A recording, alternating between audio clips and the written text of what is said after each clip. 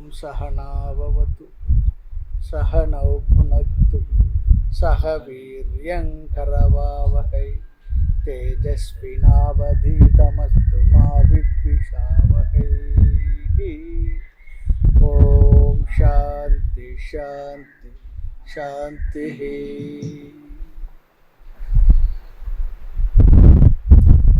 कठोपनिषत् 2வது அத்தியாயம் 3வது வள்ளி 15வது மந்திரம் 2, 3, 15. யதா சர்வே பிரபித்யந்தே ஹ்ருதய யஸ்யேஹ க்ரந்தயஹ அதமர்த்யோ அம்ருதோ பவதி ஏதாவத்ஹி அனுசாசனம்.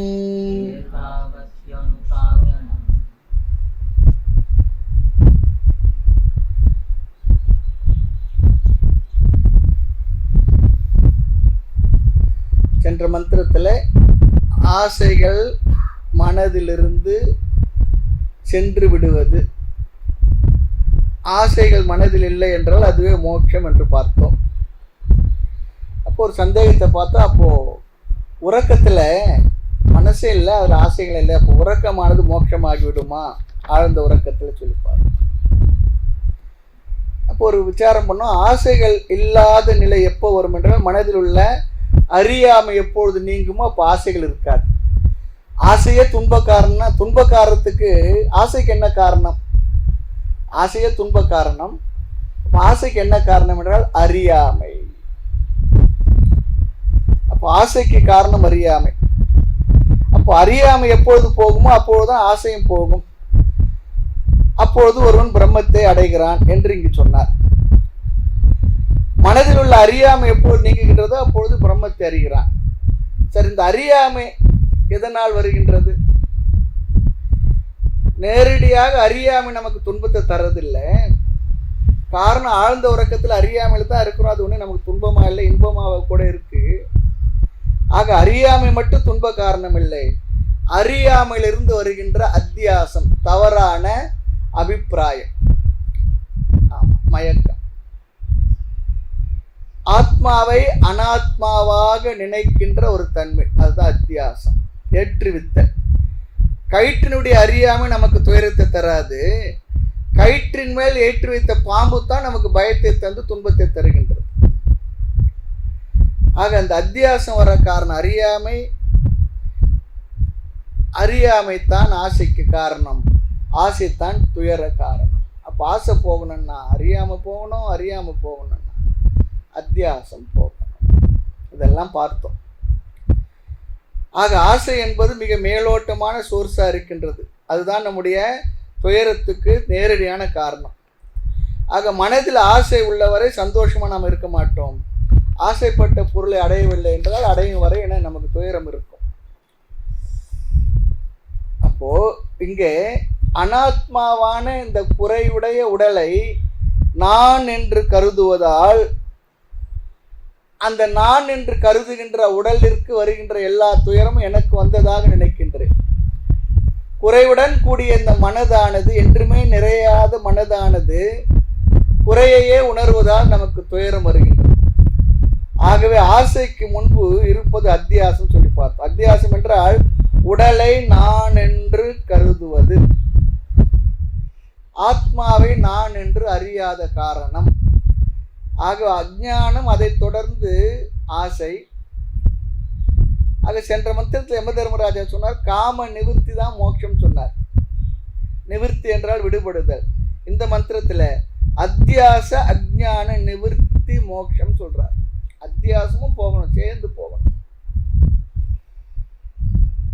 சென்ற மந்திரத்துக்கும் இந்த மந்திரத்துக்கும் ஒரு சில வார்த்தைகள் தான் வித்தியாசம். முதல் வரிதான் வேறுபாடு இருக்கின்றது. இப்போ மந்திரார்த்தத்தை பார்ப்போம். யதா எப்பொழுது, ஹிருதயஸ்ய நமது மனதை சார்ந்த மனதில் இருக்கக்கூடிய இருதயத்தினுடைய கிரந்தயக முடிச்சு அல்லது அஞ்ஞானம் அல்லது அத்தியாசம் முடிச்சு, அதுதான் நம்மை பந்தப்படுத்துகின்றது. எல்லாவற்றிலும் நம்மை கட்டி வைத்து பந்தப்படுத்துவது.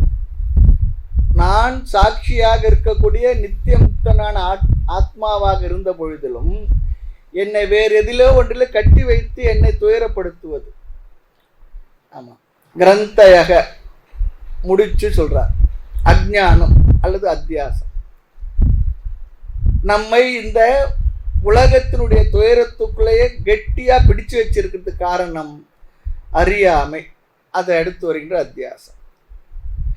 நான் சுகி, நான் துக்கி, நான் இந்த பொருளை உடையவன், நான் இந்த பொருளை இல்லாதவன் என்கின்ற எண்ணம் தான். அடுத்து என்னை சார்ந்தவர்கள் இவர்கள், என்னை சாராதவர்கள் இவர்கள். இப்படி நினைத்து கொண்டுள்ள எண்ணங்கள் தான் நம்முடைய துயரத்துக்கு காரணம் சொல்லி சொல்றாங்க. ஆகவே புத்திகி அல்லது அஜ்ஞான யுக்த விருத்திகி கிரந்தி ஆச்சாரியர் சொல்றது. ஆக கிரந்தி சொல்லி சொன்னா ஆத்மாவை பற்றி அறியாமையுடன் இருக்கக்கூடிய எண்ணங்கள் தான் கிரந்திகா, முடிச்சுக்க. அவைகள் தான் நம்மை பந்தப்படுத்துகின்றது. அதான் சொல்ற, வேற யாரும் வெளியிலிருந்து வந்து நம்ம கட்டல, நம்மை பந்தப்படுத்துவது நம்முடைய எண்ணங்களே. எண்ணாத எண்ணமெல்லாம் எண்ணி எண்ணி ஏழை நெஞ்சம் புண்ணாக செய்ததினி போதும் பராபரமே. எண்ணிய எண்ணமெல்லாம் இறப்பு மேல் பிறப்பு காசை உண்டு பண்ணி திண்ணிய வினையை கொன்று சிறியனை உய்ய கொண்டால் புண்ணியம் நினைக்கே என்றோ பூரணானந்த வாழ்வே. இந்த 2 பாடலும் தாய்மானவர் தான். எண்ணிய எண்ணமெல்லாம் இறப்பு மேல் பிறப்பு காசை உண்டு பண்ணுதப்பா. ஆக இந்த உலகம் நம்ம பந்தப்படுத்தல, இந்த உலகத்துக்கு நம்மை பந்தப்படுத்தும் சக்தி இல்லை. இருந்தா என்ன ஆகுனா ஞானிகளே இந்த உலகத்துல வர முடியாதான். ஞானிகளும் இதே பந்தப்படுத்தக்கூடிய உலகத்தில் இருக்கிறதுனால இந்த உலகம் நம்ம பந்தப்படுத்தல. இந்த உலகத்தை பற்றிய தவறான எண்ணங்கள், அபிப்பிராயங்கள் நாம் ஏற்கனவே ஏற்றி வைத்துக் கொண்ட சம்ஸ்காரங்கள், அதுதான் நம்மை பந்தப்படுத்துகின்றது சொல்லி சொல்றாங்க.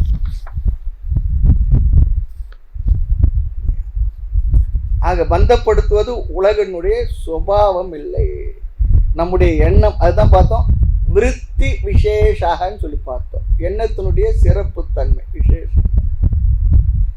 ஆராயாத விவேகமில்லாத ஆசைகள். ஆசைகளை வரும்பொழுது ஞானி ஜாக்கிரதையா முடிச்சுக்கிறான். அது கூட சேர்றதுல அது அனுப்பி விட்டுடுறான். எதிரிதான் வந்துதான் தட்டுகின்றான், அவனை ஏனென்று கேளடி வாழைப்பெண்ணு சொல்லி சொல்றான். வரும்போது எதிரின்னு தெரிஞ்சிருந்தான். எதிரி யாரு?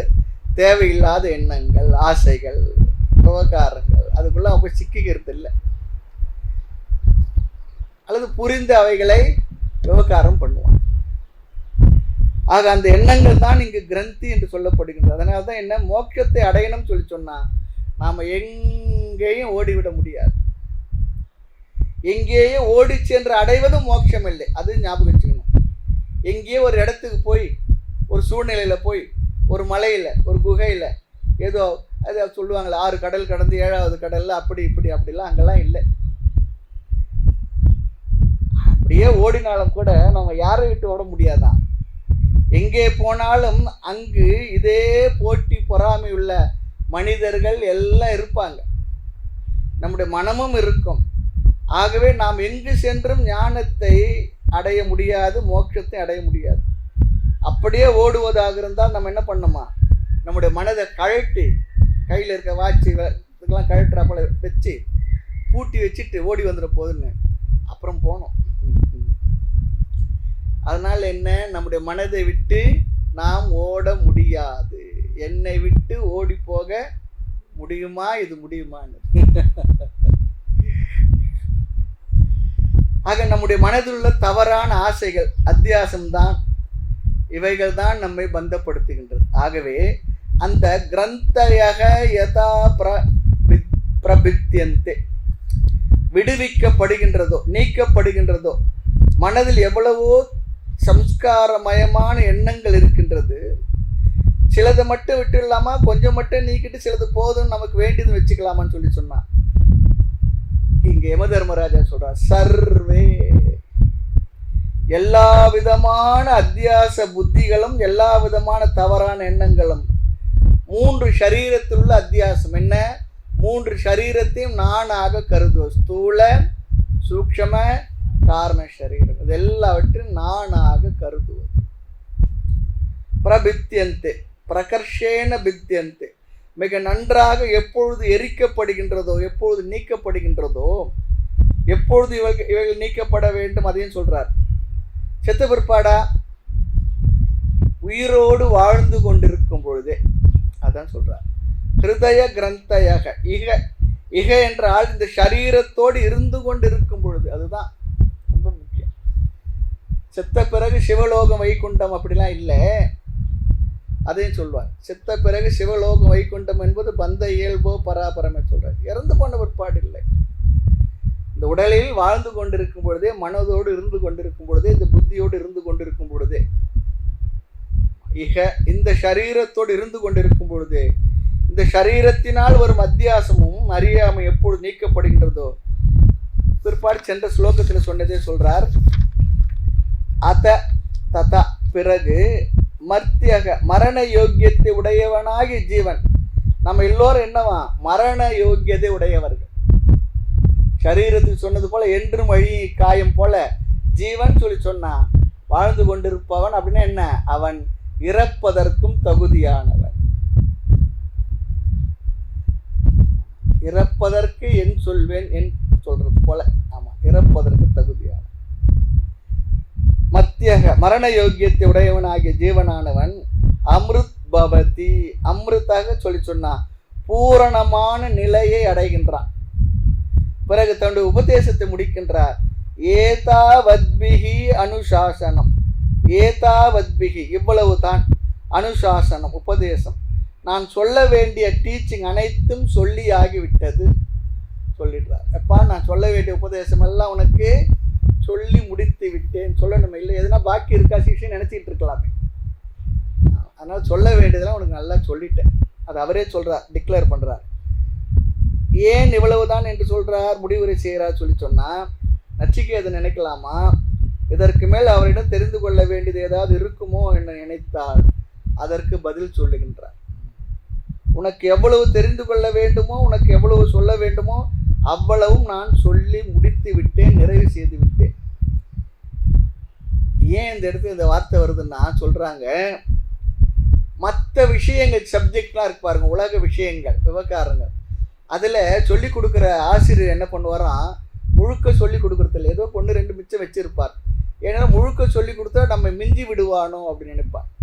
அதனால தான் நம்ம பார்க்குறோம், வேதாந்த தத்துவ விசாரத்தில் இருக்கக்கூடிய ஞானியாக இருக்கக்கூடிய வேதாந்த ஆசிரியர் குருவானவர் தனக்கு என்னவெல்லாம் எதுவரையில் தெரியுமோ அதுவரை சொல்லி கொடுத்து அவனுக்கு முழுக்க சொல்லி கொடுத்துருவார். தன் இடத்துல எதுவுமே அவருக்கு இருக்காது, இருக்க வேண்டிய அவசியமும் இல்லை. அதே நேரத்தில் சிஷ்யன் எல்லாம் சொல்லி கொடுக்கணுன்றது இல்லை.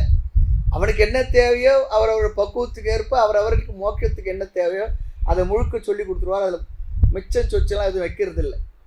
ஒரு நதியானது எப்படி கடலில் தன்னுடைய நீரை எல்லாம் கொண்டு கொட்டி விடுமோ அது போல சொல்லி கொடுத்துட்றான். ஏன் மற்றவங்க சொல்லி கொடுத்தா அவங்களுக்கு அவ்வளோ இன்செக்யூரிட்டி இருக்கான். இந்த வேதாந்த ஆசிரியருக்கு தான் ஒரு இன்செக்யூரிட்டியும் இல்லை.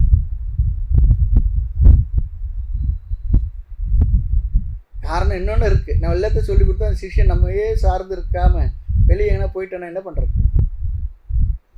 வேதாந்த ஆசிரியர் எல்லாம் சொல்லி கொடுத்து, இங்கே பாருப்பா, எங்கன்னா போயிருக்கணும்னாலும் இருந்துக்கோ, இங்கே இருக்கனாலும் இருந்துக்கோ, ரெண்டுமே உன்னுடைய முடிவு, ரொம்ப சந்தோஷமாக இரு, அவ்வளோதான். தீர்காயுஷ்மான் பானு ஆசீர்வாதம் பண்ணிட்டு போயிடுவார். இன்னும் ரொம்ப விசேஷமான குருவாக இருந்தால் ஞான நிஷ்டோபான்னு சொல்லிட்டு போயிடுவார். என்ன, நான் சொன்னதெல்லாம் மனசில் நிதித்தியாசனம் பண்ணிட்டு இரு, அதுக்கு இங்கே இருக்கணும்னாலும் இரு, தனியாக போயிருக்கணும்னாலும் போயிரு. அதுதான் ஒரு வேதாந்த ஆசிரியருடைய குருவனுடைய மனநிலையாக இருக்கும். ஆகவே இங்கே டீச்சருக்கெல்லாம் இன்செக்யூரிட்டி இல்லையா. ஆகவே அவர் தன்னுடைய அறிவை சிஷ்யனுக்கு கொடுத்து அவர் தனக்கு சமமாக சிஷ்யனை ஆக்கி விடுகின்றார். அதனால்தான் குருவுக்கு இணை சொல்ல முடியாதுன்னு சொல்கிறார். குருவுக்கும் அவர் உபதேசத்துக்கும் சொல்லவே முடியாது. செய்யுமாறு ஒன்றும் காணேன் திருவடி போற்றி போற்றி தான், கைமாறு சொல்லவே முடியாது. இன்னொன்று சொல்லுவாங்க, குருவுக்கு எதுனா உதாரணம் சொல்லணும் பண்ணா சொல்லவே முடியாது. சரி, இந்த பரிசை வேதியை சொல்லலாம் நான் சொன்னேன். இந்த பரிசை வேதி என்ன பண்ணுமா, அது தன்னை தொட்ட அது பொருளை தங்கமாக்கும். ஆனால் தங்கமான அந்த பொருள் இருக்க அது இன்னொன்று தங்கமாக்காது. ஆனால் குரு இங்கே என்ன பண்ணுறார், தன்னை போலே சிஷ்யனையும் முழுமையாக்கி அவனையும் குருவாக்கிடுறார். அடுத்து ஒரு சொல்கிறது அதுதான் இங்கே இருக்க விசேஷம். அடுத்து வேதாந்த உபதேசத்தில் இன்னொன்று என்னென்னா, எம்ஏ படித்தாலும் என்ன படித்தாலும் அந்த டீச்சர் ட்ரைனிங் ஒரு கோர்ஸ் போய் படிக்கணும், பிஎட் எம்எட்லாம். இங்கே என்ன சொல்லி சொன்னால், குருவனுடைய அந்த உபதேச முறையிலேயே மெத்தட்லேயே சம்பிரதாயமாக அந்த குருவாக இருந்தால் அந்த உபதேசிக்கின்ற முறையை சேர்த்தே சொல்லி கொடுத்துட்றார். இதுக்கு தனியாக எங்கேயும் ஒரு கோர்ஸ்லாம் இல்லை, டீச்சர் ட்ரைனிங் கோர்ஸ் போடலாம். இவ்வளோ அழகாக அமைச்சு கொடுத்துருக்காங்க. ஆகவே அவர் தன்னுடைய அறிவை சிஷ்யனுக்கு கொடுத்து அவர் சமமாக சிஷ்யனை ஆக்கி விடுகின்றார். ஆகவே என்ன, ஏதாவத் அனுசாசனம், ஆத்மாவை பற்றி அறிவு, அதன் பலன் என்ன, மோட்சம், இதெல்லாம் சொல்லி முடித்தாயிற்று என்று முக்கியமான பிரம்ம உபதேசத்தை நிறைவு செய்து விடுகின்றார் இந்த ஸ்லோகத்தை. மேலும் 16, 17, 18 3 மந்திரங்கள் என்ன சொல்கின்றது நாம் பார்ப்போம். 16வது மந்திரம். சதம் ஷைகா ச ஹிருதய யஸ்ய நாட்யஹ தாசாம் மூர்தானம் அபி நிஷ்ருதைகா தயோர்த்வமாயன்ன அமிர்தத்வமேதி தயோர்த்வமயான்ன விஸ்வங்கன்யா உத்க்ரமாணே பவந்தி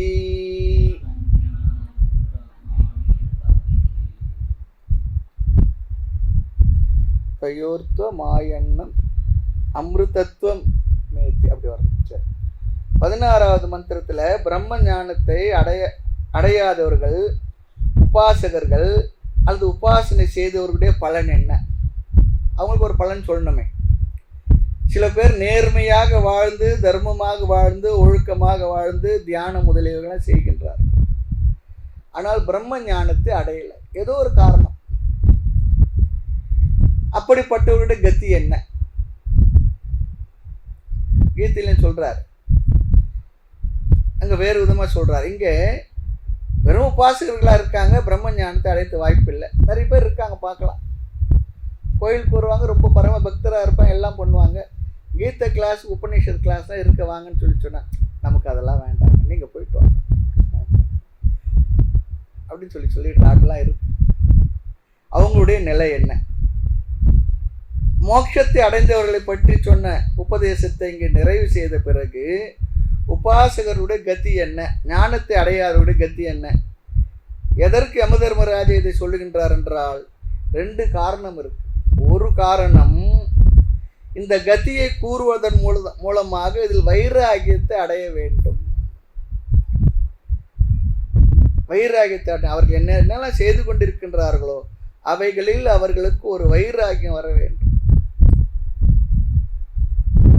எதற்காக, நாம் இப்பொழுது எதையெல்லாம் செய்தோமோ இது மோட்சம் இல்லை, இதற்கும் அடுத்த படியிலே ஞானத்தினால்தான் மோட்சம் என்பதை அறிந்து கொள்வதற்காக, மோட்சம் என்ற தன்மையை நிச்சயம் செய்வதற்காக.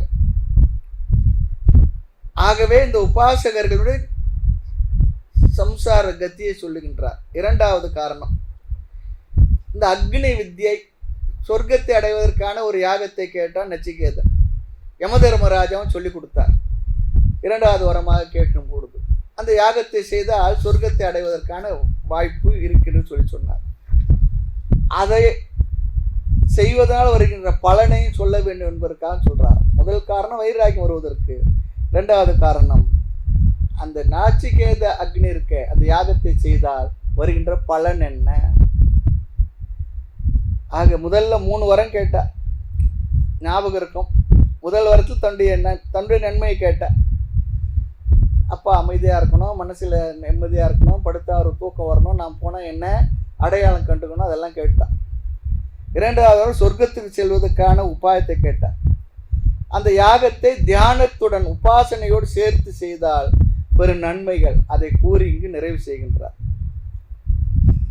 மூன்றாவது வரம் தான் மோட்சத்தை கேட்டால், அதுதான் நம்ம போன மந்திரம் வரைக்கும் பார்த்துட்டோம். ஆகவே இரண்டாவது வரத்தின் முடிவுரைக்காக இந்த மந்திரத்தை பயன்படுத்துகின்றார் அல்லது வைராகியத்திற்காக கூறுகின்றார். ஆகவே இங்கு சொல்லும் விஷயம் என்னவென்றால், நம்முடைய சரீரத்தில் விதவிதமான நாடிகள் இருப்பதாக சாஸ்திரம் சொல்லுகின்றது.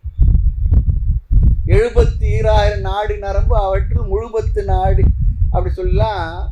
முழுபத்து நாடு 3 அப்படி சொல்லுவாங்க. இடைக்கலை, பிங்களை, சுழுமுனை அப்படிலாம் சில சுலோகங்கள்லாம் செய்திகள்லாம் இருக்கு. இங்கே 101 நாடியை சொல்கிறார். அந்த நாடிகளில் பிரசித்தமான நாடிகள் 101 அப்படி உபநிஷத் சொல்லுகின்றது. ஒவ்வொரு நாடியும் ஒவ்வொரு டைரக்ஷனில், ஒவ்வொரு பகுதியில் நம் உடலில் வேலை செய்து கொண்டிருக்கின்றது. இந்த நாடிகள் எந்த இடத்திலிருந்து செல்கின்றது? எல்லாமே ஹிருதயத்திலிருந்து செல்கின்றது. நம்முடைய மாம்ச ஹிருதயத்திலிருந்தே இந்த நாடிகள் எல்லாம் புறப்பட்டு ஒவ்வொரு இடத்திற்கு இந்த உடலுடைய முழுக்க சென்று கொண்டிருக்கின்றது. ஆக தியானம் செய்கின்ற உபாசகன் சூக்ஷ்ம சரீரத்தை ஸ்தூல சரீரத்திலிருந்து ஒவ்வொரு நாடியாக, ஒவ்வொரு நாடி வழியாக விடுபட்டு செல்கின்றான்னு சொல்றார் இந்த உபாசகனை. இப்படி ஒரு கருத்து இங்கே சொல்லப்படுகிறது. பெருசா இல்லை, நம்ம கேட்டு வச்சுக்கோங்க, அவ்வளோதான். அதெல்லாம் நமக்கு ஆர்வம்லாம் வந்துட வேண்டாம். இந்த நாடிகளில் சென்றால் இந்த லோகம் அல்லது இந்த லோகம் செல்ல இந்த நாடி என்று சொல்லப்பட்டிருக்கு. அதுல பிரம்மலோகத்தை சென்று அடைகின்ற நாடி சுழுமுனை நாடி சொல்றாங்க. சுஷுப்னா சுழுமுனை. ஜீவன் சுஷும்னா நாடி வழியாக சென்றால் அது நேராக பிரம்மலோகத்தில் கொண்டு சேர்க்கும். யாருக்கு? உபாசகனுக்கு. ஞாபகம் வச்சுக்கணும்.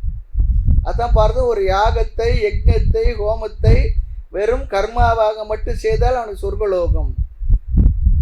அவன் அதை உபாசனையோடு தியானத்தோடு சேர்த்து செய்தால் அவனுக்கு பிரம்மலோகம் சொல்லி பார்த்தோம்.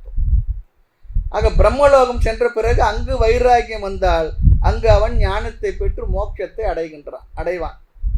எப்போது அடைகின்றான்? பிரம்மாவினுடைய ஆயுள் தீரும் பொழுது. அதுவரை பிரம்மலோகத்தில் இருக்கணும். அங்கேயும் பாடம் எடுப்பார். அங்கேயும் சகனாவது சொல்லுவார், பூர்ணம் அதெல்லாம் சொல்லுவார். அங்கேயும் அந்த மோட்சத்திற்கு கிரம முக்தின்னு சொல்கிறாங்க. ஆனால் அங்கே போனால் வைராகியம் வரணும். இந்த உலகத்துலேயே நமக்கு வைராகியம் வரலைன்னா அங்கே போய் வைராகியம் வரவா போகிறது? உடனே வராது. அங்கே எல்லாம் நல்லா இருக்கும், சௌகரியமாக இருக்கும், ஒரு சிரமம் இருக்காது, இந்த வெயிலெலாம் இருக்காது, ரொம்ப குளிர் இருக்காது, பசிதாக இருக்காது, இல்லையா? எல்லாம் நல்லா இருக்கும், ஃபைன் டியூன்டாக இருக்கும். ஆமாம். ஆக அந்த மோட்சத்திற்கு கிரமமுக்தி. கிரமமுக்தி சொல்லி சொன்னால் படிப்படியாக மோட்சத்தை அடைதல். இவ்வளோ தூரம் உபநிஷத்தை படிச்சுட்டு சரி எனக்கு கிரமமுக்தி வரட்டும்னு சொல்லக்கூடாது. அப்புறம் கிளாஸ் கேட்டது வீணாகிடும். மோட்சத்துக்காக தான் படிக்கிறோம். கிரமமுக்தி, யோக பிரஷ்டனாவது ஆகிறேன் அப்படிலாம் கிடையாது. அதுக்காக படிக்கல, அது நம்முடைய நோக்கமும் இல்லை. பிரம்மலோகம் சென்று அங்கு வைராகி அடைகளைன்னு சொல்லி சொன்னான். அவன் என்ன பண்ணுவான்? மீண்டும் இந்த உலகத்தில் பிறப்பான். பிரம்மாதியுடைய ஆயுள் பர்யம் தான் பிரம்மலோகத்தில் இருப்பான். அதன் பிறகு அடுத்த சிருஷ்டியில் மீண்டும் மனிதனாக பிறந்து மோட்சத்துக்கு முயல வேண்டும் ஞானத்தின் மூலமாக. இதெல்லாம் சாஸ்திரம் சொல்கிற விஷயங்கள். ஆக இங்கு மோட்சம் இல்லை என்றாலும் பிரம்மலோகத்திற்கு சென்றால் ஒரு வாய்ப்பு இருக்கின்றது. எதற்கு? மோட்சத்தை அடைய. சொர்க்கலோகத்து அந்த வாய்ப்பு இல்லை.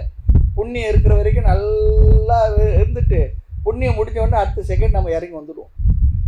நம்ம வரலைன்னா அவங்க நம்ம தள்ளி விட்டுருவாங்க. ஆக அந்த நாடி வழியாக சென்றால் இரவாத நிலையை அடைய வாய்ப்பு உண்டு. எங்கே? பிரம்மலோகத்தில். அங்கே போய் வைராகி வந்து ஞானத்தை பெற்றார். அங்கே யார் ஆசிரியர் என்றால் பிரம்மாஜியே, சதுர்முக பிரம்மா. வேறு நாடி வழியாக செல்பவர்கள், ஸ்தூல உடலிலிருந்து வேறு நாடி வழியாக செல்பவர்கள், இந்த சூக்ஷ்ம சரீரத்தை விலக்கி செல்லாதவர்கள் மீண்டும் இந்த பூமியில் பிறக்கின்றார்கள். அதுதான் இந்த மந்திரத்துடைய சாரம். ஆனால் இந்த நாடி வழியாக செல்ல கடைசியாக உபதேசிக்கின்றார் என்று இந்த இடத்துல பொருள் இல்லை. நமக்கு எந்த நாடியும் வேண்டாம். ஆசைகளையும் அத்தியாசங்களையும் விட்டு பூர்ணமான மனநிலை அடைவதுதான் நமக்கு இங்கு தேவை. அதை தான் மோட்சம் சொல்கிறோம். அந்த மோட்சத்தை பெருமைப்படுத்துவதற்காக, மகிமை செய்வதற்காக இந்த மந்திரம் வந்துள்ளது. மந்திரார்த்தம் பார்ப்போம். சதம் ஷைகாச்ச. சதம் என்றால் 100, ஏகா என்றால் 1, ச என்றால் 100ம் 1ம் சேர்ந்து என்ன? நூற்று ஒன்று. ஹிருதயஸ்ய நாட்யக, ஹிருதயத்திலிருந்து வெளியே செல்லும் நாடிகள் 101 இருக்கான். அப்படி கணக்கு சொல்றது. அதில் ஒரு நாடி எங்கு செல்கின்றதாம்? பெயர் சுஷும்னா நாடி. சுஷும்னா நாடி உச்சந்தலையில் வரைக்கும் செல்லுகின்றதான். ஹிருதய ஸ்தானத்துல புறப்பட்டு உச்சந்தலை வரைக்கும் போறதான். அதன் வழியாக ஜீவன் வெளியே சென்றால் பிரம்மலோகத்திற்கு செல்கின்றார்கள். இது இங்கு சாஸ்திரம் சொல்லியிருக்க கருத்து, அறிவு. மற்ற நாடி வழியாக செல்பவர்கள் மீண்டும் பிறக்கின்றார்கள். அதுக்காக இங்கே நாடிலாம் இருக்கா போகுதான்னு சொல்லி இப்பயே செக் பண்ணிடாதீங்க. ஆமாம், அப்புறம் இப்பவே போயிடுவோம். சொல்லியிருக்கு சாஸ்திரம், அவ்வளோதான். அது மனசில் வாங்கிக்கணும். நாம தான் ஞானத்தின் மூலமாக மோட்சத்தை அடைஞ்சிட்டோமே, அப்புறம் நமக்கு எதுக்கு இதெல்லாம்?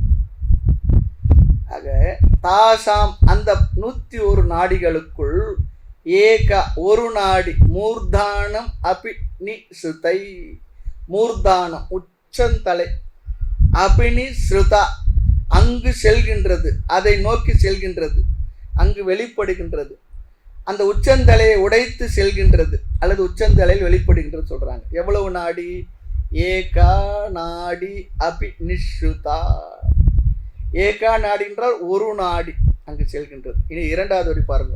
அப்படி செல்கின்ற அந்த நாடி வழியாக செல்கின்ற உபாசகன் உயிர் பிரியும் பொழுது அதன் வழியாக வெளியேறுகின்ற அந்த உபாசகன் பிரம்மலோகம் சென்று அமிர்தத்துவத்தை அடைகின்றான்.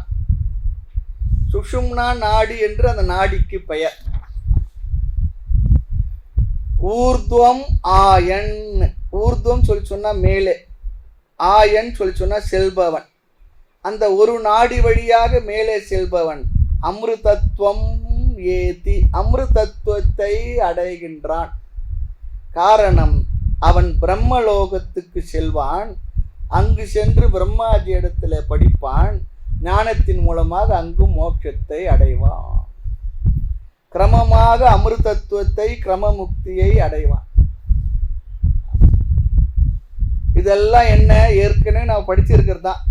நம்முடைய முயற்சி எதில் இருக்கணும்? சுஷும்னா நாடி வழியாக செல்வதில் இருக்கக்கூடாது. உபாசனை என்பது ஞானத்தை விட கடினம். ஞாபகம், சாஸ்திரமும் குருவும் கிடைத்த பிறகு உபாசனைக்கு முயற்சிக்க கூடாதுன்னு சொல்றார். முறையான சாஸ்திரம் குருவும் கிடைச்ச பிற்பாடு செய்யலாம், கொஞ்சம் செய்யணும். ஆனா அதுதான் என்று அதுக்கு முன்னே இருந்தது அளவுக்கு தேவையில்லை. அதற்காக அதிக முயற்சிக்காது. உபாசனை மனதை அமைதிப்படுத்துமே தவிர வேறு காரணத்துக்காக உபாசனை செய்வதில்லை. இதெல்லாம் புரிஞ்சுக்கணும். ஒவ்வொரு சாதனத்தினுடைய வரையறை புரியணும். அந்த வரையறையை புரிந்து செய்து முடிச்ச ஒரு பாடத்தை விட்டுணும். கடைசி வரையிலும் ஒன்றையே அப்படியே செய்துக்கிட்டு இருக்கக்கூடாது. ஆமாம், பஜனை பண்ணுறவங்க கடைசி வரைக்கும் பஜனையே பண்ணுறது, பாராயணம் பண்ண கடைசி வரைக்கும் பாராயணமே பண்ணுறது. அதில் ஒரு டேஸ்ட், ருச்சி வந்துடும், தப்பு இல்லை. ஆனால் அதுவே இல்லை என்பது நம்ம புரியணும். ஒழுங்காக முறையாக ஈடுபாட்டோடு செய்து அந்த புண்ணியம் நமக்கு போதும்னு சொல்கிற எண்ணத்தை வர வைக்கும். சில பேர் யாத்திரை பண்ணுவாங்க, கடைசி வரைக்கும் அதுவே 80 வயசில் முடியல நாடு எங்கேயோ போய் விழுந்து வாரிலாம் வர்றது. ஆமாம், போதுமே. ஓடி ஓடி ஓடி ஓடி உட்கலந்த ஜோதியை நாடி நாடி நாடி நாடி நாட்களும் கழிந்து போய் வாடி வாடி வாடி வாடி மாண்டு போன மாந்தர்கள் கோடி கோடி கோடி கோடி எண்ணிறந்த கோடியே. அதுவும் எப்போ வரும் அந்த என்னன்னு சொன்னால், அப்படிலாம் போய் சுற்றிட்டு வந்தால் தான் வரும். ஒரு ஏஜுக்கு பிற்பாடு, ஒரு சூழ்நிலைக்கு பிற்பாடு சுற்றிக்கிட்டே இருக்கணுன்றத விட்டுவிடணும். ஓடினேன் ஓடி உய்வது ஒரு பொருளாக சொன்னார் பாரு. நாடினேன் நாடி நாடி என்னுள்ளே கண்டு கொண்டேன்னு சொல்கிறார் பாரு. அது போல் சரி, அது வரைக்கும் ஓடனா பரவாயில்ல, முடியலையா பரவாயில்ல, ராமா கிருஷ்ணா கோவிந்தான்னு என்ன பண்ணோம்? இருக்கிற இடத்துல இருந்து என்ன செய்யணும். நிறைய பேருக்கு அது முடியறதில்லை. ஓடியே பழக்கமானவங்க ஓடிக்கிட்டே இருப்பாங்க. அந்த மனசு வரணும். சும்மா ஊர் சுற்றிக்கிட்டு இருக்கக்கூடாது. விஸ்வங் விதவிதமான திசைகளில், அதாவது இந்த சுஷும்னா நாடி வழியாக மேலே செல்வான், அமிர்தத்துவத்தை அடைகின்றான். பின் மற்ற நாடிகள் என்ன செய்கின்றதான்? அந்யாகா விஸ்வங், மற்ற நாடிகள் விதவிதமான திசைகளில், விதவிதமான இடங்களில், உடலில் வேறு வேறு பகுதி வியாபித்து இருக்கின்றது.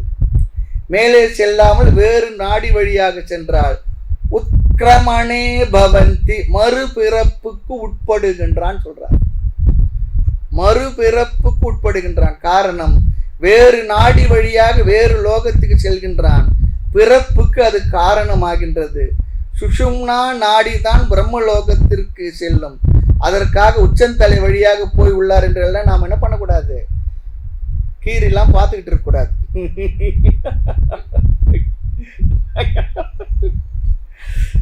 அதெல்லாம் சூக்ஷமா சொல்லியிருக்க விஷயம், அவ்வளவுதான்.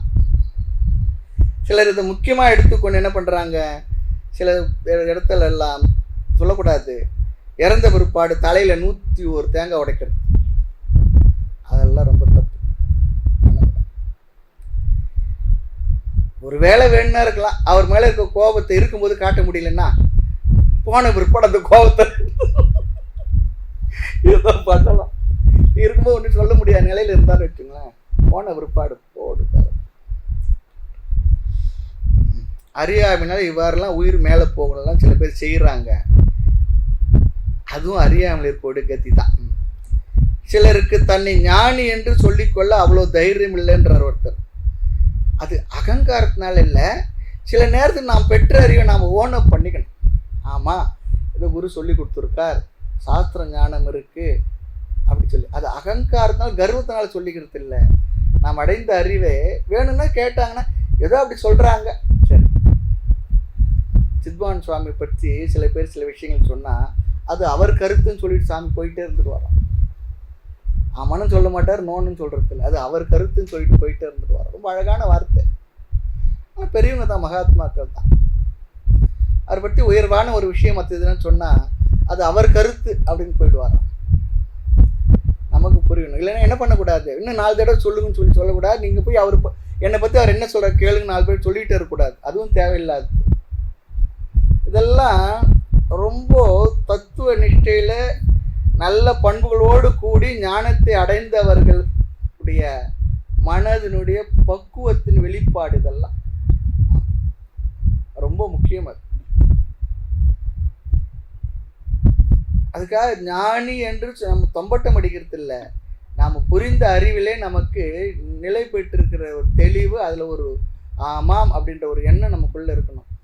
தாய்மன்னர் சொல்கிறார் பாருங்க, நல் முக்தியம் பெற்றுக்கொண்டேன் பராபரமே எனக்கேதும் குறைவில்லைனே. அழகாக சொல்கிறார் பாருங்க. இந்த பாட்டோட முதல் வரி,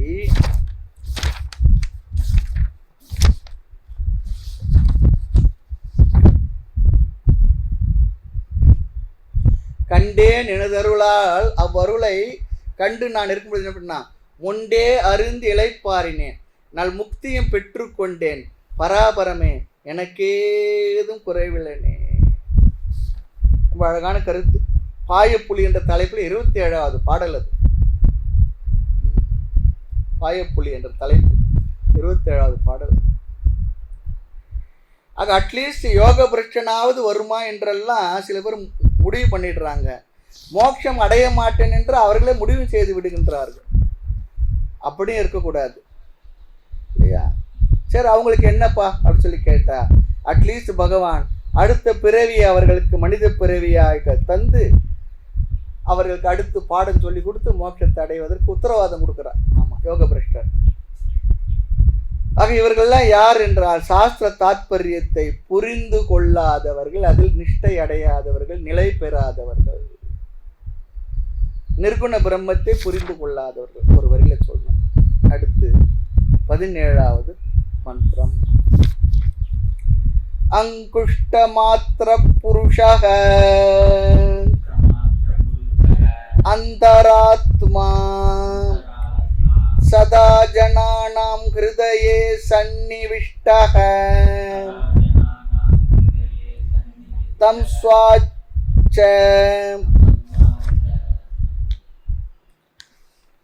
ஷரீராத் பிரவ்ருஹேத் முஞ்சாதிவேஷிகாம் தைர்யேன தம் வித்யா சுக்ரம் அமிர்தம் தம் வித்யா சுக்ரம் அமிர்தம் இதி. சொன்ன கருத்தே தான் இங்க வருது. மந்திரார்த்தத்தை பார்க்கலாம். அங்குஷ்ட மாத்திர புருஷக. புருஷக என்றால் இங்க பரம்பொருள் சொல்லி அர்த்தம்.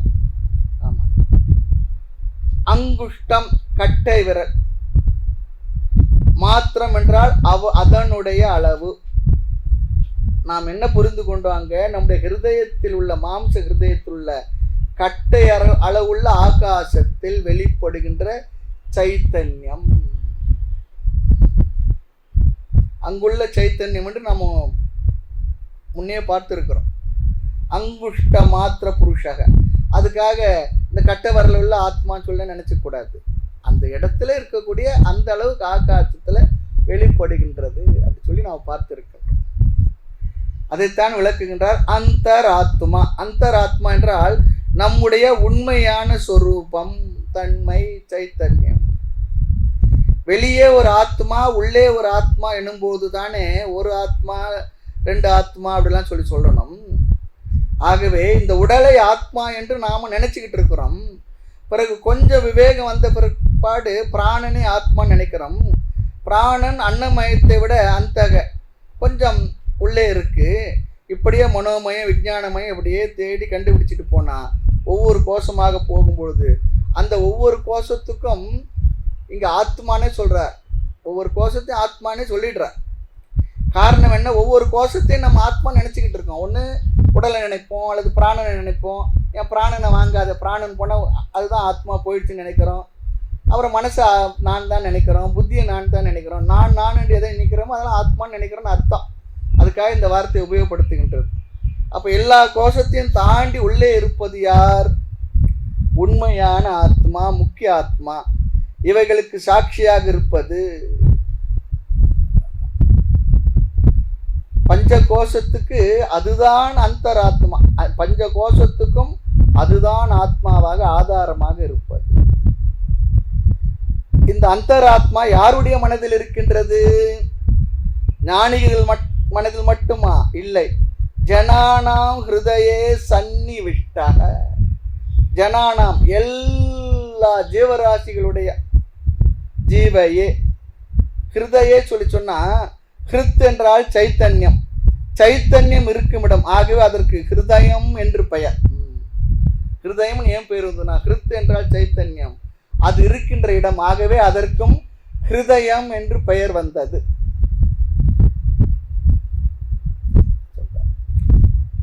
எல்லாருடைய உள்ளத்திலும் சைத்தன்யமாக வசதி இருப்பவர் தான் வாசுதேவ.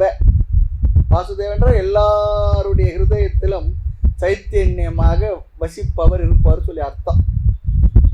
ஆக ஹிருதயத்திலும் அமர்ந்துள்ளார், எல்லா ஜீவருடைய ஹிருதயத்திலும். சன்னிவிஷ்டாக வெளிப்படுவதற்கு அல்லது அங்கு வீற்றிருக்கின்றது. எப்பொழுது ஜனங்கள் ஹிருதயத்தில் இருக்கு? எப்பொழுது மட்டும் இருக்கு? ஒரு காலத்தில் இருக்கா, ஒரு இடத்துல இருந்தா இருக்கா? ரொம்ப அழகா சொல்றார் பாருங்க. சதா, எப்பொழுதும், எல்லா காலத்திலும் இருக்கு. ஒரு காலமன்றி இது சதா கால பூஜையாய் ஒப்புவித்தேன் கருணை கூறு தாய் முன்ன சொல்றது போல இங்க இந்த சைத்தன்யமானது எல்லாருடைய உள்ளத்திலும் எப்பொழுதும் இருந்து கொண்டிருப்பது.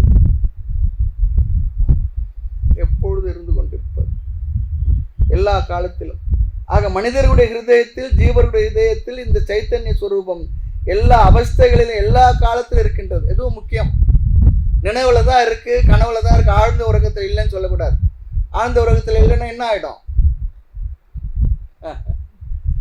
எப்பொழுதும் இருக்கு.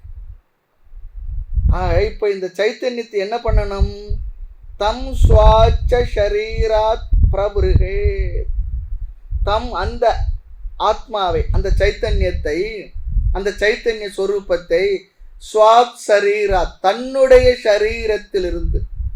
இந்த ஸ்வாத் போடலை சொல்லி சொன்னா பிறர் உடலில் இருந்து சொல்லி அர்த்தம் வந்துடும். ஆமா, ஜாகிரதையா சொல்றார். ஸ்வாத் என்ற வார்த்தையை ஒவ்வொரு வார்த்தையும் எந்த இடத்துல எப்படி உபயோகப்படுத்துறாங்க, ஏன் உபயோகப்படுத்துறாங்க தெரிஞ்சுக்கணும். ஸ்வாத் சரீரன்ற தன்னுடைய சரீரத்திலிருந்து. பிரபுருகே பிருதக் கரோது, அதை பிரிக்க வேண்டுமா? எங்கிருந்து? அந்த ஆத்ம தத்துவத்தை அவருடைய சரீரத்திலிருந்து பிரிக்க வேண்டும். பிரித்தல் என்றால் எப்படி பிரித்தல்? அறிவில், மனதில், மனதால் பிரித்தல். இப்படி சாஸ்திர விசாரம் மூலமாக அறிவின்படி பிரித்து புரிந்து கொள்ளுதல். அறிவில் அதனால்தான் அறிவிலூரும் ஆனந்த வெள்ளமே சொல்லி சொன்னார். அறிவாய் இருந்திடும் நாத ஒளி காட்டிய அமிர்த பிரவாக சித்தி அருளினை அலாது நெறிதான் அளித்தனை நல் மரவுரிக்குள் அந்தன கோலமாய் அஜபா நலம் கூறினை அப்படிலாம் தாய்மன்னர் சொல்றார். அறிவில் புரிந்து கொள்ளுதல், பிரித்தறிதல். எப்படி பிரிப்போம்? ஞானத்தினால் இவைகள் இல்லை இல்லை என்று அறிவால் பிரித்தல். ந இத்தி ந இத்தி, நேத்தி நேத்தி. ஆமா,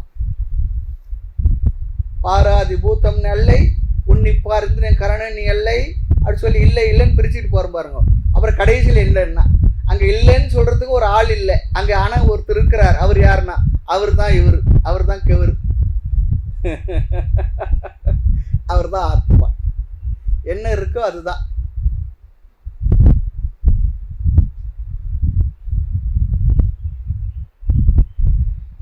அந்த ஆத்ம தத்துவத்தை அவருடைய சரீரத்திலிருந்து பிரிக்க வேண்டும். பிரித்தல் சொல்லி சொன்னா அறிவில் மனதில் மனதால்.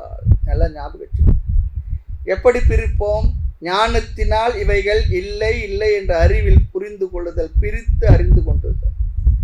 ஆக அறிவால் பிரிப்பது கடினம், ரொம்ப ரொம்ப கடினம். அதற்கு உதாரணம் சொல்றேன். இப்போ ஒரு பொருள்ல ஏதோ கலந்துருந்தா என்ன பண்ணுவோம்? அதை பிரிப்போம். தானியத்துல கலந்துருந்தாலும் பிரிப்போம். அதுக்கு மீறி சமைச்சு நம்ம வாய்க்கு வந்துருதுன்னா வாயில பிரிப்போம். என்ன கல்லு எடுத்து போட்டு சாப்பிடணும்.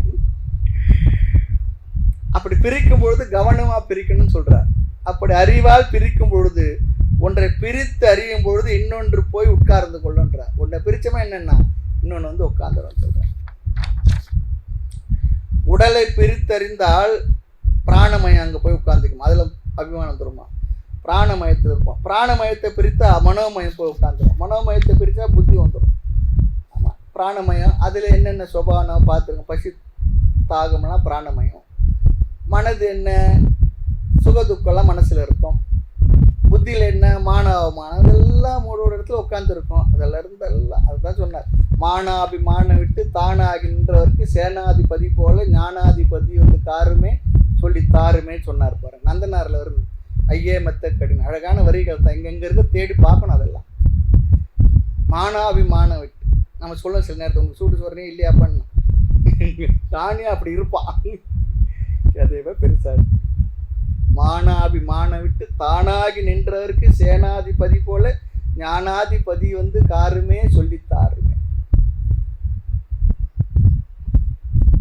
ஆக மனமயத்தை பிரித்தால் விஞ்ஞானமயம் உள்ளே போய் உட்கார்ந்துக்கும். அப்படி எல்லாம் இருக்கக்கூடாதான். மிக மிக கவனமாக பிரிக்கணும். அதற்கு ஒரு உதாரணம் சொல்றார். எப்படி ஆத்மாவை அனாத்மாவிலிருந்து பிரிப்பது? முஞ்சாத்திவ ஈஷிகா.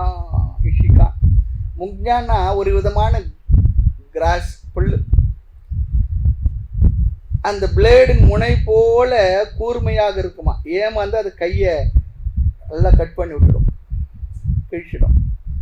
அந்த புல்லுக்குள்ள ஒரு தண்டு இருக்கான் நடுவில். அதை பிரித்து எடுக்கும் பொழுது எவ்வளவு கவனமாக அதை பிரித்து எடுப்போமோ செய்வோமோ அவ்வளவு கவனமாக அறிவில் பிரித்து புரிந்து கொள்ள வேண்டும் இந்த ஆத்ம தத்துவத்தை. இங்கு முஞ்சாத் என்பது உடலுக்கு உதாரணமா சொல்றார். முஞ்சாத் என்றால் புல்லினுடைய மேல் பகுதி. இஷிகா என்றால் அதனில் உள்ள தண்டு. இது ஆத்மாவிற்கு உதாரணம். அந்த தண்டை ஈஷிகாவை புல்லிலிருந்து தைரியேன அப்புறமத்தக சன்னு ரொம்ப கவனமாக எப்படி பிரித்து புரிந்து கொள்ள வேண்டுமாம். அந்த பிள்ளை எப்படி பிரிக்கிறோமோ அது போல இவ்விதம் மிக கவனமாக எடுக்க வேண்டும். அதோடு கூட துணிவோடு தைரியமா எடுக்கணுமா. பயந்துகிட்டே இருந்தா அந்த பிள்ளை என்ன பிரித்து எடுக்க முடியாது. கொஞ்சம் கவனமா இருக்கணும். இங்க தைரியம்ன்றது கவனம் தான். அந்த அர்த்தத்தில் சொல்றார். ரொம்ப சக்தி வேண்டும்லாம் சொல்லலை. புல்லில் இருப்பதை எடுக்கிறது பெரிய சக்தி வேணுமா? இல்லை, கவனமா இருக்கணும், துணிச்சலா எடுக்கணும்.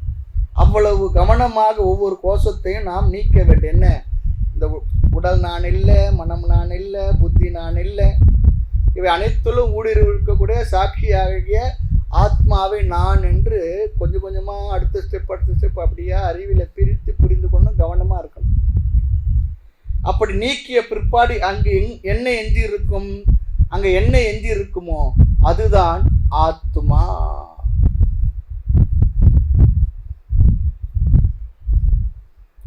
அந்த அந்த ஆத்மாவை எப்படி புரிந்து கொள்ள வேண்டும்? கடைசியில் சொல்றார் பாருங்க, தம் வித்யா சுக்ரம் அமிர்தம். தம் அந்த ஆத்மாவை, சரீரத்திலிருந்து பிரித்து எடுக்கப்பட்ட அந்த ஆத்மாவை, பிரித்து எடுத்துன்னா இருக்கும் உயிரிலிருந்து உடலிலிருந்து பிரிக்கிறது அப்படி இல்லை, அறிவில் அப்படி புரிந்து கொள்வது. சரீரத்திலிருந்து அறிவால் பிரித்து எடுக்கப்பட்ட அந்த ஆத்மாவை வித்யா தெரிந்து கொள், நீ தெரிந்து கொள். எப்படி? சுக்ரம் என்னவாக? சுத்தமானதாக, தூய்மையானதாக. அமிர்தம் மரணமற்றதாக தெரிந்து கொள். சரீரத்திலிருந்து பிரிக்கப்பட்ட ஆத்மாவை சுத்தமானதாக, தூய்மையானதாக, மரணமற்றதாக தெரிந்து கொள். மரணம் என்பது எதற்கு? இந்த உடலிற்குத்தான், ஆத்மாவாகிய உனக்கு இல்லை. ஆத்மாவிற்கு மரணம் இல்லை. ஆனால் உடலுக்கு என்ன? மரணம் உண்டு, என்றும் அழியும் இக்காயம், சந்தேகம் இல்லை. ஆனால் நான் யார்? மரணமற்றவன்.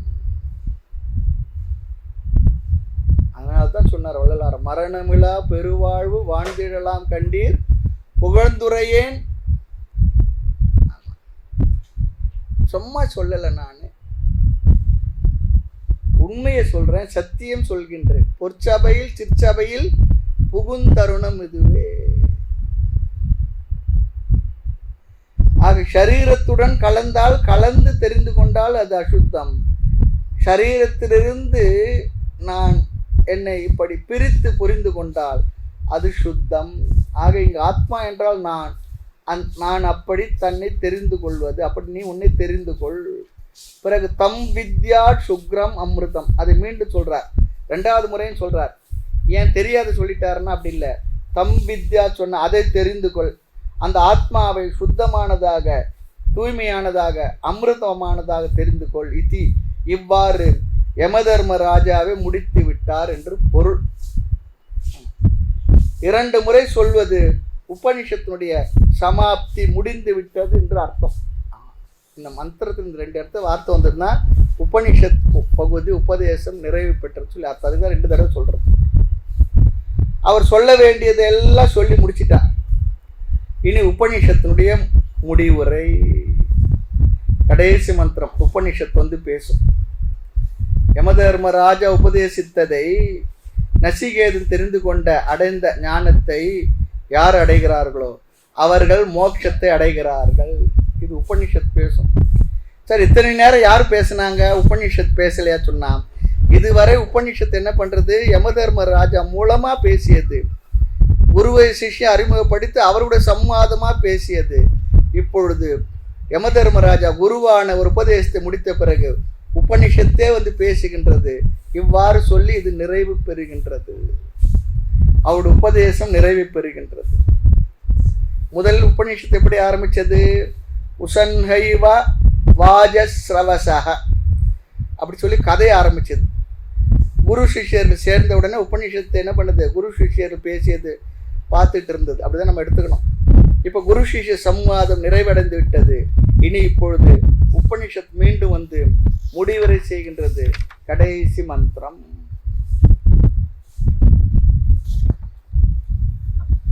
மிருத்யு ப்ரோக்தாம் நச்சிகேதா அத லப்த்வா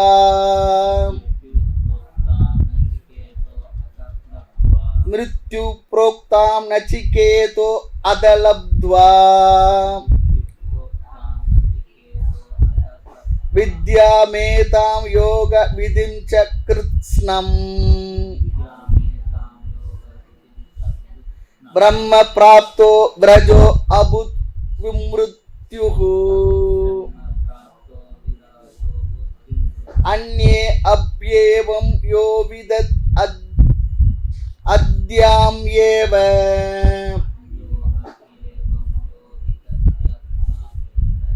அன்யோ அப்யேவம் யோ விதத்யாத்மேவ அத்யாத்மமேவ அத்யாத்மமேவ அன்யே அப்யேவம் யோ விதத் அத்யாத்ம ஏவ. உபனிஷத்து இங்கு சொல்லி முடிக்கின்றது. மந்திரார்த்தம். மிருத்யு புரோக்தாம், மிருத்து என்றால் இங்கு குரு யம தர்மராஜா. புரோக்தாம் இங்கு சொல்லப்பட்ட வித்யா ஞானம் அல்லது அறிவு. யம தர்மராஜா என்னும் குருவால் சொல்லப்பட்ட இந்த ஞானம் என்ன ஆனதாம்? யாரால் அடையப்பட்டது? நச்சிகேதக அத லப்த்வா, நச்சிகேதனால் அடையப்பட்டது. அப்ப நாம் எல்லாரும் நச்சிகேதனா தானே பாவிச்சு இப்போ பாடம் படிச்சிருக்கோம். என்னாலும் அடையப்பட்டது, நம்மாலும் அடையப்பட்டது. அப்படி ஒரு நம்ம மனசுல வந்துடணும். சிஷ்யன் புரிந்து கொண்டான் என்று உபநிஷத் சொல்லுகின்றது. வித்யாம் ஏதாம், இந்த வித்யாவை அறிவை நச்சிகேதன் அடைந்தான். அடுத்து இங்கு யம தர்மராஜா ஜீவனையும் பிரம்மனையும் ஐக்கியத்தை மட்டும் சொன்னாரா என்றால், வேறு ஏதாவது சொன்னாரா என்று கேட்டால், இந்த வித்யாவை அடைய வேறு உபாயங்களையும் சொன்னார். சாதனங்கள் சிலவும் சொல்லப்பட்டது. யோக விதிம்ச கிருத்ஸ்னம், ஞானத்துக்கான சாதனங்கள். யோக விதி பிரம்ம ஞானத்துக்கான சாதனங்கள் எவ்வளவு? கொஞ்சமா சொன்னாரா? கிருத்ஸ்னம் சொன்னா முழுமையா சொன்னாராம். ஏதோ பாதியா அறகுறையா இல்லை, முழுமையாக பிரம்ம ஞானத்துக்கான சாதனங்களை முழுமையாக சொன்னார். அதனால் என்னவா? வித்யா நச்சிகேத லப்துவா, நச்சிகேதன் இந்த ஞானத்தை அடைந்தான். அடைந்ததனுடைய நிலை என்ன? உபநிஷத்தை மீண்டும் பிரயோஜனத்தை சொல்லுகின்றது. பிரம்ம பிராப்த பிரஜா அபுத் விம்ருத்யு. பிரஜா முதலில் அவன் தூய்மை அடைந்தான். பிறகு என்ன? விரஜக சன்னு, விரஜக சொல்லி சொன்னான். ஞானத்தாலும் ஞானத்தை தெரிந்து அவன் ஞானத்தை அடைந்ததாலும் அவன் என்ன அடைந்தான் என்றால் தூய்மையை. ஞானத்துக்கான சாதனத்தை அடைவதனால் சித்த சுத்தியை அடைந்தான். இங்க என்ன தூய்மை என்றால் சித்த சுத்தி, மன தூய்மையையும் அடைந்தான். ஞானத்தை அடைந்ததனால் அஜ்ஞானம் என்ற அசுத்தத்திலிருந்து விடுபட்டான். இங்க அசுத்தம் சொல்றது மலம் என்பது அஜ்ஞானம். ஆமா, பேசும் எழுத்து ஈதென்றும் பேசா எழுத்து ஈதென்றும் ஆசான் அருள் புரிந்தால் அஜ்ஞானம் நீங்குமடி ஞான தங்கமேன்னு சொல்றது போல இந்த இடத்துல ஆசானுடைய உபதேசத்தினால சித்த சுத்தியை பெற்றான், தூய்மையை அடைந்தான், மன தூய்மை அவனுக்கு அமைந்தது. பிரஜா என்றால் முழுமையான தூய்மை. நகி ஞானேன பவித்ரம் இக வித்தியத்தை, கீதை சொல்றது. ஞானத்துக்கு மேல் நம்மை தூய்மைப்படுத்தும் சாதனம் ஒன்றும் கிடையாது. ஞானத்துக்கு மேல நம்மை தூய்மைப்படுத்தும் சாதனம் ஒன்றும் இல்லை. தூய்மைப்படுத்தும் சாதனம் நிறைய இருக்கு. ஆமா, மணிவெளுக்க சாணையுண்டு எங்கள் முத்து மாரியம்மா, மனவெளுக்க வழி இல்லைன்னு சொல்றது போல இங்க என்னன்னா எல்லா சாதனங்களை விட தூய்மைப்படுத்தும் சாதனங்களை விட ஞானமானது உயர்ந்த தூய்மைப்படுத்தும் சாதனம். இது பகவத்கீதையில் சொல்லியிருக்க. ஞானம் நம்மை தூய்மைப்படுத்தி விடும். ஞானத்துக்கு மேல் நம்மை தூய்மைப்படுத்தும் சாதனம் ஒன்றுமே கிடையாது. நம்மை தூய்மைப்படுத்த எவ்வளவோ சாதனங்கள் இருந்தாலும் கூட உபாசனைகள் இருக்கிறது, உடலை தூய்மைப்படுத்த உணவு வகைகள் அது இருக்கு, என்னென்னவோ இருக்கு, எல்லாமே தூய்மைப்படுத்த, பிராணனை தூய்மைப்படுத்த எத்தனையோ சாதனங்கள் பிராணாயாமெல்லாம் இருக்கு. எல்லாவற்றையும் கடைசியாக தூய்மைப்படுத்தும் சாதனம் ஞானம். ஆக தூய்மை அடைந்தவனாக சிஷ்யன் ஆகிவிட்டான் சொல்றான். அபூத் என்றால் ஆகிவிட்டான். பின் உபனிஷத் மேலும் சொல்கின்றது, அவன் பிரம்மத்தை அடைகின்றான். எதிலிருந்து விடுதலை அடைகின்றான்? அடைந்து விட்டான். விம்ருத்யுஹு அபூத், மிருத்யுவிலிருந்து விடுதலை அடைந்து விட்டான். யம தர்மராஜாட்டும் விடுதலை அடைஞ்சிட்டான் அப்படி சொல்லலாம். அல்லது இறப்பிலிருந்து விடுதலை அடைந்து விட்டார். இறப்பதற்கு என் கடைன்னு சொல்லி எனக்கு பிறப்பு இல்லை, இறப்பும் இல்லை, எனக்கு இறப்பே இல்லை. ஏனென்றால் உடல்தான் இறக்கின்றது, நான் என்றும் உள்ளவன், நித்தியமானவன். மிருத்யு அபூத் என்றால் மிருத்யுவிலிருந்து விடுதலை அடைந்து விட்டான். அவரிடத்திலிருந்து ஞானத்தை விட்டு அவரையே விட்டு விட்டோம், விடுதலை அடைகின்றோம், பயமே இல்லை. மிருத்யு சொல்லி சொன்னா மரணம், விமிருத்யு சொல்லி சொன்னா மரணத்திலிருந்து விடுதலை அடைகின்றான். யார்? நச்சிகேதன். ஆக உபநிஷத் சொல்லுகின்றது, நச்சிகேதனுக்கு மட்டும்தான் இந்த விடுதலையா, அவனுக்கு தான் அந்த சக்தி இருந்ததா என்றால் அதை நாம் படிப்பதனால என்ன பயன் வருமாம்? ரொம்ப அழகா சொல்றது பாருங்க. அந்யக அப்பி, இதுதான் ரொம்ப முக்கியம். அந்யக நச்சிகேதச்ச அந்யக, நச்சிகேதனை காட்டிலும் வேறு யாராவதும் கூட யார் வேண்டுமானாலும், நச்சிகேதன் மட்டுமில்லை, வேறு யாரு வேண்டுமானாலும் கடைசி சொல் பாருங்க, ஏவம் அத்தியாத்மம் விது. ஏவ கடைசியில் வைத்து யக ஏவம் விது. விது என்றால் இங்க எங்க உள்ளது? விதத்யாம ஏவ. வித்தை பிரித்து ஏவம் உடன் சேர்த்துக்கணுமா? ஏவம் வித்து, இந்த மாதிரி அறிகின்றானோ, இந்த மாதிரியாக, இந்த முறையாக, இந்த படியாக யார் அறிகின்றானோ எதை? அத்தியாத்மம், ஆத்ம தத்துவத்தை. ஏவம் விது, இவ்விதம் யாரெல்லாம் அறிகிறார்களோ, அபி ஏவ, அவர்களும் கூட இதே நிலையை அடைகின்றார்கள். பிரம்ம பிராப்தக பிரஜா விம்ருத்யுஹு அபுத், அவர்களும் கூட அத்தியாத்ம தத்துவத்தை, ஆத்ம தத்துவத்தை அறிகிறார்கள், அடைகிறார்கள், மோட்சத்தை அடைகிறார்கள். சரி, அது எப்படி அறியணும்? நம் இஷ்டத்துக்கு தெரிந்து கொண்டால் அடைவோமா? அடைய மாட்டோம். நச்சிகேதன் தெரிந்து கொண்ட முறையில், அந்த விதத்தில் எப்படி நச்சிகேதன் தெரிந்து கொண்டான், அப்படி நாமும் தெரிந்து கொண்டால் நச்சிகேதன் மட்டுமல்ல, மற்றவர்களும் எல்லோரும் மோட்சத்தை அடைகின்றார்கள், பிறவியை கடக்கின்றார்கள், மிருத்தியுடமிருந்து விடுபடுகிறார்கள், மரணமில்லா பெருவாழ்வை அடைகிறார்கள். இதுதான் இங்க கடைசிது. மரணமில்லா பெருவாழ்வு வாழ்ந்திடலாம் கண்டீர், பொய்யுரையன் புனைந்துரையன் சத்தியம் சொல்கின்றேன், பொற்சபையில் சிற்சபையில் புகுந்தருணும் இதுவே, நம்புங்கள். நான் சொல்லும் வார்த்தையெல்லாம் நாயகன் தன் வார்த்தைகள், இதெல்லாம் வள்ளலாருடைய வார்த்தைகள். மலர்மிசை ஏகினான் மானடி சேர்ந்தார், நிலைமிசை நீடு வாழ்வர். இந்த நீடு வாழ்வர் இந்த வார்த்தைக்கு சில உரையாசிரியர்கள் அழகா அர்த்தம் சொல்றாங்க.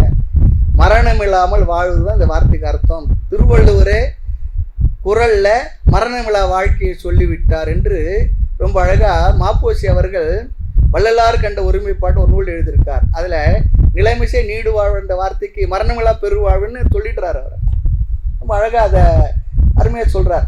மாப்போ சிவஞான கேள்விப்பட்டிருப்பேன், செங்கோல்ன்ற பத்திரிகை நடத்தினவர் அந்த காலத்திலே.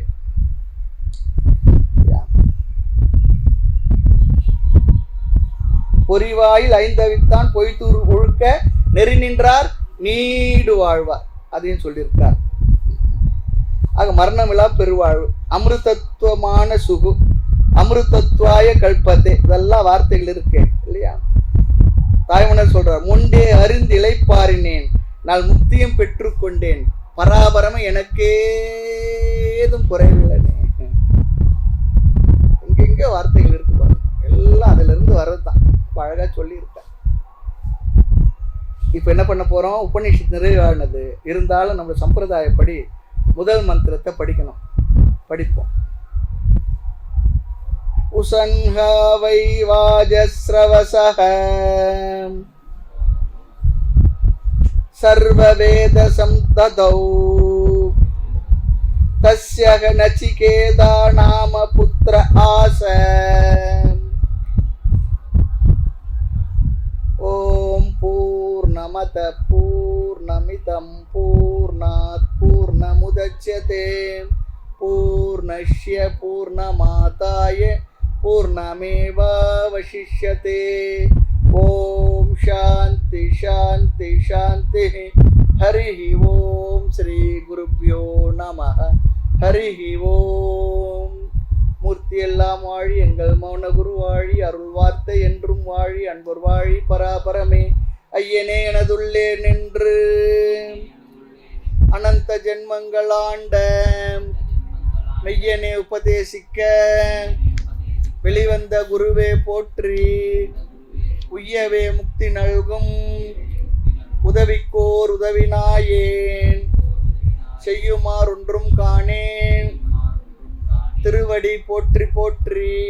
ஓம் பூர்ணமத பூர்ணமிதம் பூர்ணாத் பூர்ணமுதச்யதே பூர்ணஸ்ய பூர்ணமாதாய பூர்ணமேவாவசிஷ்யதே. ஓம் சாந்தி சாந்தி சாந்தி. ஹரிஹி ஓம் ஸ்ரீ குருப்யோ நமஹ. ஹரிஹி ஓம்.